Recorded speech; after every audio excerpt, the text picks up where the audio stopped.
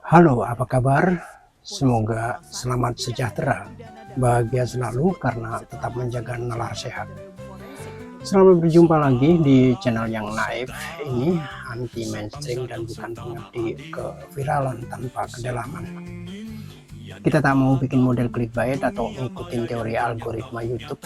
Artinya channel ini khusus untuk yang bisa menerima opini berbeda, mencoba untuk lucu walau belum tentu bikin ketawa ngakak.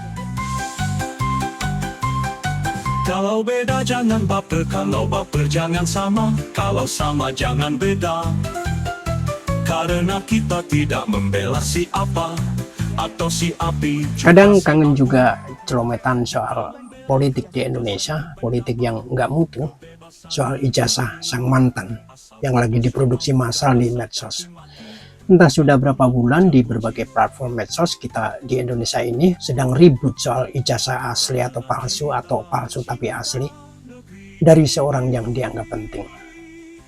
Kasus yang nggak mutu sebetulnya karena sebagaimana istilah Gus Dur, kasus gila ketemu gila kasus. Jadilah sampai ke puncaknya keaslian ijazah produk dari sebuah lembaga pendidikan tapi dikeluarkan oleh lembaga kepolisian. Tentu saja ada konteks masalahnya, namun tetap saja terasa ketidakmutuannya. Baik dari para pihak yang berperkara, lembaga yang mestinya bisa menjawabnya, dan proses menanganinya. Belum lagi jika benar proses laboratorium forensik dan digital itu ternyata hanya menangani selembar kertas fotokopian. Belum lagi TPUA penggugat keaslian ijazah itu ketuanya adalah Egy Sujana yang juga adalah penasihat GRIP Jaya. Sementara Hercules sebagai ketua GRIP akan menjadi banteng ketaton membela pemilik ijazah. Di sisi lain tentu itu menunjukkan lembaga pendidikan yang mengeluarkan ijazah diragukan kredibilitasnya setidaknya oleh para penuntut keaslian karena manajemen kearsipannya mungkin buruk. Misalnya karena ketidakterbukaannya yang senyampang itu lembaga di atasnya di departemen yang mengurusi pendidikan tinggi di Indonesia juga tidak punya manajemen kearsipan untuk menjaga kredibilitas, integritas, dan legalitas sistem pendidikan nasional itu sendiri. Gilanya antara penuntut dan yang dituntut, entah siapa yang memulai mempolitisasi kasus ini. Langsung tidak langsung. Entah demi kehadiran masing-masing dalam top up Windows platform medsos atau tujuan lainnya lagi yang hasilnya sebenarnya secara moderat bisa dipandang merugikan semuanya. Wong tinggal nanyain data kelulusan di lembaga pendidikannya secara administratif. Bahkan lembaga pendidikan yang baik juga mencatat dalam satu angkatan siswa yang mendaftar berapa, yang tidak lulus berapa, yang DO berapa.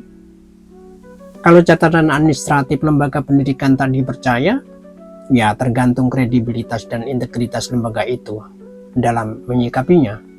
Soal yang sangat sepele tapi jadi heboh karena untuk sang mantan ini ada banyak kasus lain yang mungkin lebih serius dikritisi dari sisi MPH, meritokrasi, pragmatisme, honesty sang mantan ketika berkuasa.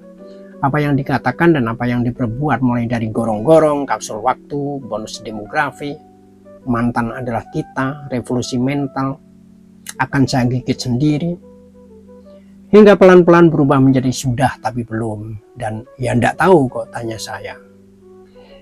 Dari sisi kebijakan politiknya, penyelenggaraan ketatanegaraan, bagaimana dari sisi MPH sang mantan, bagaimana dari sisi meritokrasi berdasar sistem nilai, jenjang kepantasan dan kepangkatan lembaga sipil dan militer, berkait jabatan publik para pembantu atau timnya, bagaimana kemampuan atau keberanian dalam keputusan-keputusan pragmatismenya soal reward dan punishment, juga tentu apalagi bagaimana dari sisi honesty, integritas, kejujuran ketika berada dalam praksis kekuasaan.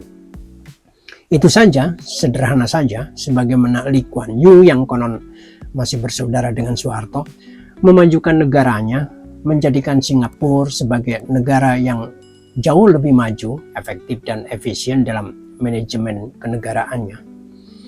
Kalau kemudian ada yang nyelentuk, loh Singapura kan kecil dibanding Indonesia yang ratusan juta penduduknya. Kita nggak sedang ngomongin soal penduduk, tapi ngomongin kualitas kepemimpinan. Kalau ngomongin jumlah penduduk besar, kalau tidak mudah dibodohi pemimpinnya, tak akan mungkin diperbodoh oleh pemimpinnya. Yang pasti soal hukum di Indonesia bermasalah. Korupsi tidak berkurang, malah meningkat. Capaian ekonomi di era sang mantan juga tak lebih baik, bahkan dibanding mantan sebelumnya. Utang luar negeri yang melonjak paling tinggi, dan itu tentu beban bagi yang sekarang melanjutkannya. Meskipun dari sisi lain juga harus diakui, ribut-ribut soal yang nggak mutu ini juga disesuaikan dengan tingkat kemutuan orang yang diributkan dan meributkan itu. Ketika presiden yang sekarang sedang bermain sirkus kekuasaan untuk keluar dari jebakan Batman, mantan presiden yang sebelum-sebelumnya menjadi duta internasional untuk perdamaian dunia, sang mantan yang sedang diributkan itu hanya dikarenakan keribetan pribadinya. Coba cermati kasus-kasus hukum negara kita, dari korupsi judol, korupsi nikel, korupsi tambang, korupsi food estate, korupsi PSN, korupsi pagar laut, korupsi dana haji. Juga soal naiknya angka pengangguran, menciutnya lapangan kerja, PHK massal, kemiskinan, upaya penarikan duit ke MBG, Danantara, Koperasi Merah Putih. Lah kok mau-maunya dibelokkan ke soal ijazah. "Show me poorly uniform troop," berkata Robert Baden-Powell, "and I'll show you a poorly uniform leader." Hadirnya para prajurit yang tidak beruniform, yang tidak berseragam, akan melahirkan pemimpin-pemimpin yang tidak berseragam pula. Saudara, sebangsa dan setanah air, sedunia nyata dan dunia maya yang ternyata nyata juga. Ini kiriman saya, pernyataan bebas yang dijamin konstitusi. Ini kiriman saya, pernyataan bebas yang dijamin konstitusi. Kalau beda jangan baper, kalau baper jangan sama, kalau sama jangan beda. Karena kita tidak membela si apa atau si api juga si apu. Kita membela kebebasan berpendapat, kebebasan berpikir. Asal proporsional, bukan asal caci maki, bukan pula puja-puji.